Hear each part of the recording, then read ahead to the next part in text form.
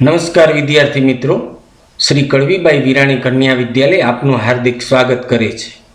ધોરણ 10 વિષય વિજ્ઞાન, પ્રકરણ 4 કાર્બન અને તેના સંયોજનો. વિદ્યાર્થી મિત્રો, આજે આપણે કાર્બનમાં બંધન સહસંયોજક બંધ વિશે અભ્યાસ કરીશું. અગાઉના પ્રકરણમાં આપણે જોયું છે વિદ્યાર્થી મિત્રો કે આયનીય સંયોજનો ઊંચા ગલનબિંદુ અને ઉત્કલન બિંદુ ધરાવે છે અને દ્રાવણમાં પીગળેલી અવસ્થામાં એ વિદ્યુતનું વહન કરે છે. અહીંયા કેટલાક આપણે આયનીય સંયોજનો જોઈએ તો સોડિયમ ક્લોરાઇડ, એનું ગલન બિંદુ છે 1074 કેલ્વિન, ઉત્કલન બિંદુ છે 1686. એવી જ રીતે લિથિયમ ક્લોરાઇડ, ગલન બિંદુ 887 કેલ્વિન, ઉત્કલન બિંદુ છે 1600. તો જુદા જુદા calcium chloride, calcium oxide, magnesium chloride, આ બધાના ગલન બિંદુ અને ઉત્કલન બિંદુ એ ઊંચા છે અને પીગળેલી અવસ્થામાં એ વિદ્યુતનું વહન કરે છે. કેટલાક કાર્બન સંયોજનના ગલન બિંદુ તેમજ ઉત્કલન બિંદુ અહીંયા કોષ્ટકમાં આપેલા છે. એસિટિક એસિડ, એનું ગલન બિંદુ છે 290 કેલ્વિન, ઉત્કલન બિંદુ છે 391 કેલ્વિન.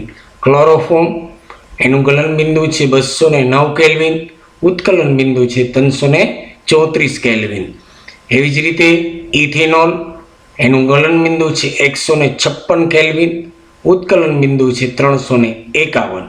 મિથેન, એનું ગલન બિંદુ છે 90, ઉત્કલન બિંદુ છે 111 કેલ્વિન. તો વિદ્યાર્થી મિત્રો, આયનીય સંયોજનો ના ગલન બિંદુ અને ઉત્કલન બિંદુ એ કાર્બનના સંયોજનના ગલન બિંદુ તેમજ ઉત્કલન બિંદુ કરતા ઊંચા છે. કાર્બનના સંયોજનના ગલન બિંદુ અને ઉત્કલન બિંદુની માહિતી પરથી આપણે એવું તારણ કરી શકીએ કે આ પ્રકારના અણુઓ વચ્ચેના આકર્ષણ બળો વધુ પ્રબળ હોતા નથી. મોટે ભાગે આ સંયોજનો વિદ્યુતના અવાહકો હોય છે. આ સંયોજનોના બંધન કોઈ આયનો ઉત્પન્ન નહીં કરે. ક્યાં? કાર્બનના સંયોજનો.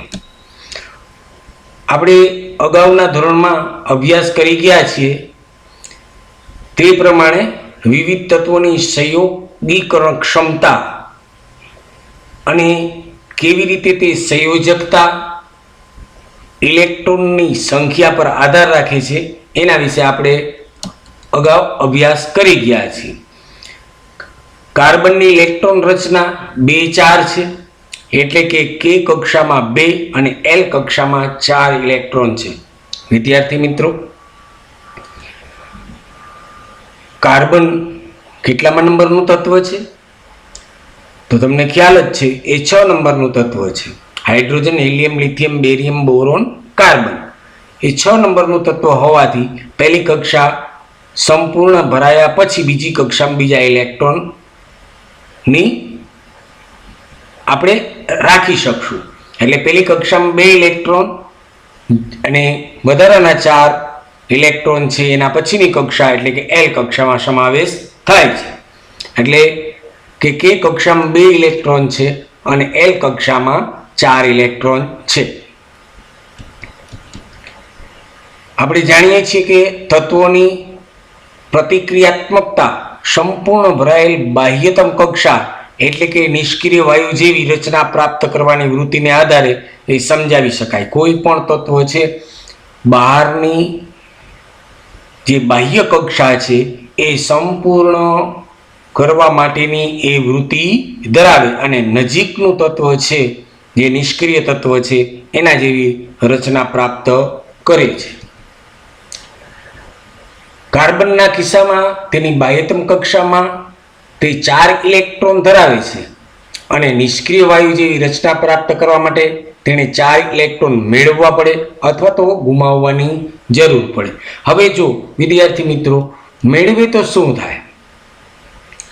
તે 4 ઇલેક્ટ્રોન મેળવીને C-4 એટલે એનાયન બનાવી શકે છે, પરંતુ તેના કેન્દ્રની અંદર કેટલા પ્રોટોન હશે વિદ્યાર્થી મિત્રો? 6 પ્રોટોન હશે. પરંતુ 6 પ્રોટોન ધરાવતા પરમાણુ કેન્દ્ર માટે પોતાની પાસે 6 તો છે જ, બીજા 4 ઇલેક્ટ્રોન આવે તો 10 ઇલેક્ટ્રોન થઈ જાય. એટલે 10 ઇલેક્ટ્રોન એટલે કે 4 વધારાના ઇલેક્ટ્રોન સમાવવા મુશ્કેલ થઈ શકે છે.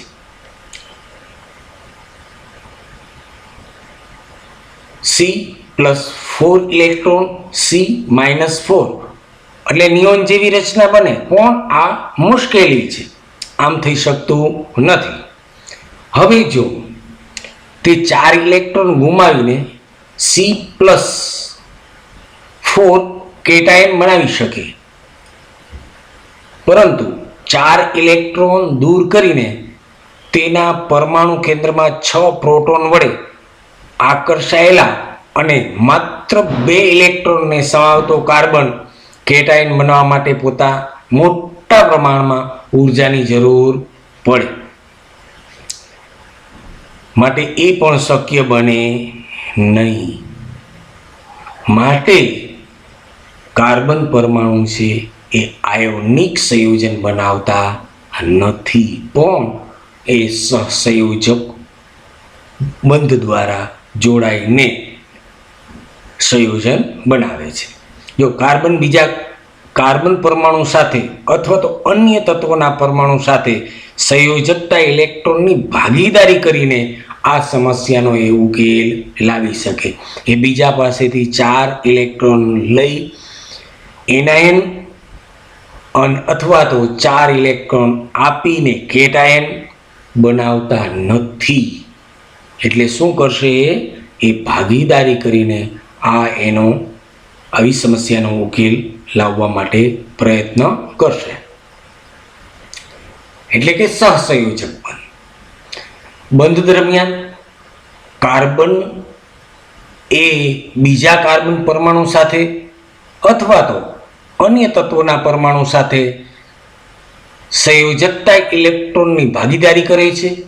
ભાગીદારી પામતા ઇલેક્ટ્રોન બંને પરમાણુની બાહ્યતમ કક્ષાના હોય છે અને આથી બંને પરમાણુઓને નિષ્ક્રિય વાયુ જેવી ઇલેક્ટ્રોન રચના પ્રાપ્ત થાય છે. આથી આવા પ્રકારના બંધને સહસંયોજક બંધ કહેવામાં આવે છે. માત્ર કાર્બન જ નહીં, અન્ય અનેક તત્વો આ પ્રકારે ઇલેક્ટ્રોનની ભાગીદારી કરીને અણુઓ બનાવે છે. ભાગીદારી પામતા ઇલેક્ટ્રોન બંને પરમાણુની બાહ્યતમ કક્ષાના ઇલેક્ટ્રોન હોય છે અને બંને પરમાણુઓને નિષ્ક્રિય વાયુ જેવી રચના પ્રાપ્ત કરવા તરફ તે દોરી જાય છે. કાર્બનના સંયોજનો તરફ જતા પહેલા ચાલો આપણે સંયોજકતા ઇલેક્ટ્રોનની ભાગીદારીથી રચાતા કેટલાક સામાન્ય અણુઓ તરફ નજર કરીએ. પહેલા સામાન્ય આપણે અણુઓ જોઈએ. કેટલાય ભાગીદારી કરી એકલ બંધ બનાવે, દ્વિબંધ બનાવે અને ત્રિબંધ બનાવે છે. એવા સહસંયોજક બંધ વિશે આપણે ચર્ચા કરીએ. એમાં પહેલો અણુ લઈએ આપણે હાઇડ્રોજન H2. અણુમાં એકલ સહસંયોજક બંધ. હાઇડ્રોજનનો પરમાણુ ક્રમાંક વિદ્યાર્થી મિત્રો કેટલો છે? પહેલો છે. તો એની પહેલી કક્ષાની અંદર એટલે કે કક્ષામાં, એને કક્ષાને બદલે કોષ પણ કહેવામાં આવે છે વિદ્યાર્થી મિત્રો. ઘણી વખત કોષ શબ્દ હોય તો આપણે ચિંતા કરવાની જરૂર નથી. એ શું છે હકીકતે? કે કક્ષા છે. એમાં એક ઇલેક્ટ્રોન ધરાવે છે અને કક્ષાને ભરવા માટે તેને વધુ એક ઇલેક્ટ્રોનની આવશ્યકતા રહે છે. એટલે એક ઇલેક્ટ્રોન ભરી નજીકનો નિષ્ક્રિય વાયુ કયો છે? હિલિયમ. એ હિલિયમ જેવી રચના પ્રાપ્ત કરવા માટે એ ભાગીદારી કરશે. હાઇડ્રોજન અણુમાં સહસંયોજક બંધની રચના કઈ રીતે થાય છે વિદ્યાર્થી મિત્રો એ આપણે જોઈએ. હાઇડ્રોજનનો પરમાણુય ક્રમાંક 1 છે, તેથી તેની ઇલેક્ટ્રોન રચના K1 છે. હાઇડ્રોજન તેના કે કક્ષા એટલે કે કોષમાં એક ઇલેક્ટ્રોન ધરાવે છે. આ કે કક્ષાને સંપૂર્ણ ભરવા માટે વધુ એક ઇલેક્ટ્રોનની આવશ્યકતા રહેલી છે. તેથી હાઇડ્રોજનના બે પરમાણુ તેમના કે કક્ષાના એક ઇલેક્ટ્રોનની ભાગીદારી કરી બંને એરિયાને બંને આજુબાજુના એ બંને ઇલેક્ટ્રોન છે, બંને ઇલેક્ટ્રોન દ્વારા જે બંધ રચાશે અને પરિણામે બંને પરમાણુ છે એ હિલિયમ જેવી રચના પ્રાપ્ત કરશે. જો પરિણામે હાઇડ્રોજનનો પ્રત્યેક પરમાણુ તેની નજીકના નિષ્ક્રિય વાયુ હિલિયમ જેવી ઇલેક્ટ્રોન રચના પ્રાપ્ત કરે છે, જે તેના કે કોષમાં બે ઇલેક્ટ્રોન ધરાવે છે. અહીંયા જો આપણે એક આકૃતિ આપી છે વિદ્યાર્થી મિત્રો, બંને પાસે એક ઇલેક્ટ્રોન છે, બંને ભાગીદારી કરી અને એક બંધની રચના કરશે. અને જો વચ્ચે એક લીટો આપ્યો છે એચ, પછી એક રેખા એક લીટો આપેલો છે, આનો અર્થ થાય એમ થાય કે એકલ બંધ ધરાવે છે.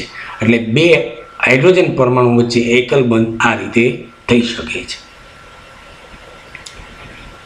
અહીં આ બે સંયોજકતા ઇલેક્ટ્રોનનું નિરૂપણ ચોકડી દ્વારા દર્શાવેલું છે. ભાગીદારી પામેલ ઇલેક્ટ્રોનની જોડ બે હાઇડ્રોજન પરમાણુ વચ્ચે એકલ બંધ રચે છે. એકલ બંધને બે પરમાણુ વચ્ચે રેખા એટલે કે આડી નાની લીટી દ્વારા પણ દર્શાવી શકાય છે. એક લીટી હોય એટલે સમજી લેવાનું કે બે ઇલેક્ટ્રોન બંનેના એક ઇલેક્ટ્રોન ભાગીદારી કરીને એક બંધની રચના કરે છે, જેને એકલ બંધ કહેવામાં આવે છે.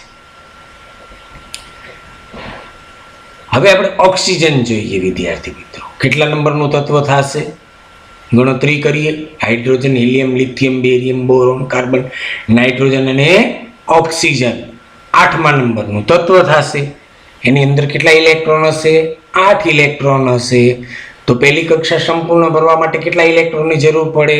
2 ઇલેક્ટ્રોનની. બીજી વૈધા ઘટા બીજી કક્ષામાં મૂકશું એટલે કે એલ કક્ષામાં મૂકશું તો કેટલા મૂકવા પડશે? 6. હવે અષ્ટક પૂર્ણ કરવા માટે કેટલા ઇલેક્ટ્રોનની એને જરૂર પડશે? 2 ઇલેક્ટ્રોનની જરૂર પડશે. આમ ઓક્સિજન તેની એલ કક્ષામાં 6 ઇલેક્ટ્રોન ધરાવે છે. આ એલ કક્ષાને સંપૂર્ણ ભરવા માટે વધુ 2 ઇલેક્ટ્રોનની આવશ્યકતા રહેલી છે. તેથી ઓક્સિજનના 2 પરમાણુઓ તેમના એલ કક્ષાના 2 ઇલેક્ટ્રોનની ભાગીદારી કરી ઓક્સિજન અણુનું નિર્માણ કરે છે, જેને 2 પરમાણુ વચ્ચે દ્વિબંધની રચના થઈ શકે છે. જો અહીંયા આપણે આપ્યું છે આ 6 ઇલેક્ટ્રોન, બહારની કક્ષામાં હોય ને એટલા જ ઇલેક્ટ્રોન આપણે પહેલા દર્શાવવા જોઈએ, કારણ કે અંદરની કક્ષા છે એ તો 2 ઇલેક્ટ્રોનથી ભરાઈ ગઈ છે. હવે બહાર રહ્યા 6, જોઈએ કેટલા? 8. તો બંને 2 ઇલેક્ટ્રોન ભાગીદારી કરી અને દ્વિબંધની રચના કરશે. આકૃતિમાં તમે જોઈ શકો છો. પરિણામે ઓક્સિજનનો પ્રત્યેક પરમાણુ તેની નજીકના નિષ્ક્રિય વાયુ નિયોન જેવી ઇલેક્ટ્રોન રચના પ્રાપ્ત કરે છે. નિયોનનો પરમાણુ ક્રમાંક ખબર છે ને વિદ્યાર્થી મિત્રો? કેટલામો થશે? બોલો બોલો. 10મો થશે. જો hydrogen, helium, lithium, barium, boron, carbon, nitrogen, oxygen, fluorine અને નિયોન 10મા નંબરનું તત્વ થશે. એ નિષ્ક્રિય થશે. પહેલી કક્ષામાં 2, બીજી કક્ષામાં 8 ઇલેક્ટ્રોન. એટલે નિયોન જેવી ઇલેક્ટ્રોન રચના પ્રાપ્ત કરે છે, જે તેના એલ કક્ષામાં 8 ઇલેક્ટ્રોન ધરાવે છે. અહીંયા આપણે પરમાણુઓ દર્શાવ્યા છે. ઓક્સિજનનો પરમાણુ બહારની કક્ષામાં 6 ઇલેક્ટ્રોન, જો બંને 2 છે એ બંને એરિયાએ 6 ઇલેક્ટ્રોન ધરાવે છે. 2 ઇલેક્ટ્રોન ભાગીદારી કરી અષ્ટક પૂર્ણ કરશે. એટલે જો ભાગીદારી પામેલા ઇલેક્ટ્રોન આપણે બાજુમાં દર્શાવેલા છે. અને 2 ઓક્સિજન પરમાણુ વચ્ચે કેવો બંધ બનશે? દ્વિબંધ બનશે. હવે આપણે નાઇટ્રોજન જોઈએ વિદ્યાર્થી મિત્રો. કેટલા નંબરનું તત્વ થશે? 7મા નંબરનું તત્વ. પહેલી કક્ષામાં 2 ઇલેક્ટ્રોન, બીજી કક્ષામાં 5 ઇલેક્ટ્રોન. અષ્ટક પૂર્ણ કરવા માટે કેટલા જોશે? બોલો, 3 જોશે. એ 3 જોશે તો 3 લઈ લઈએ તો કેના જેવી રચના થશે? નિયોન જેવી રચના થશે. બરાબર. અને 3 ઇલેક્ટ્રોનની ભાગીદારી એને કરવી પડશે. વિગતવાર જોઈએ વિદ્યાર્થી મિત્રો. નાઇટ્રોજન તેની એલ કક્ષામાં 5 ઇલેક્ટ્રોન ધરાવે છે. આ એલ કક્ષાને સંપૂર્ણ ભરવા માટે વધુ 3 ઇલેક્ટ્રોનની આવશ્યકતા છે. તેથી નાઇટ્રોજનના 2 પરમાણુ તેમના એલ કક્ષાના 3 ઇલેક્ટ્રોનની ભાગીદારી કરી નાઇટ્રોજન અણુ N2 નું નિર્માણ કરે છે, જેને 2 પરમાણુ વચ્ચે ત્રિબંધની રચના થઈ છે એમ કહેવાય. પરિણામે નાઇટ્રોજનનો પ્રત્યેક પરમાણુ તેની નજીકના નિષ્ક્રિય વાયુ નિયોન જેવી ઇલેક્ટ્રોન રચના પ્રાપ્ત કરે છે, જે તેના એલ કક્ષામાં 8 ઇલેક્ટ્રોન ધરાવે છે. અહીં આ 6 સંયોજકતા ઇલેક્ટ્રોનનું નિરૂપણ ચોકડી દ્વારા દર્શાવેલું છે. જો અહીંયા જે દર્શાવેલું છે એ જુઓ તમે વિદ્યાર્થી મિત્રો. નાઇટ્રોજનના 2 પરમાણુ બહારની કક્ષામાં કેટલા હોય? 5 ઇલેક્ટ્રોન. એટલે 3 ઇલેક્ટ્રોનની ભાગીદારી કરીને અષ્ટક પૂર્ણ કરશે. બરાબર છે. એટલે 2 નાઇટ્રોજન પરમાણુ વચ્ચે કેટલા બંધ બનશે વિદ્યાર્થી મિત્રો? ત્રિબંધ બનશે. તો વિદ્યાર્થી મિત્રો, આજે આપણે સહસંયોજક બંધમાં એકલ બંધ, દ્વિબંધ અને ત્રિબંધની વિશે અભ્યાસ કર્યો. નેક્સ્ટ પીરિયડમાં વધુ અભ્યાસ કરીશું. આવજો. નમસ્કાર.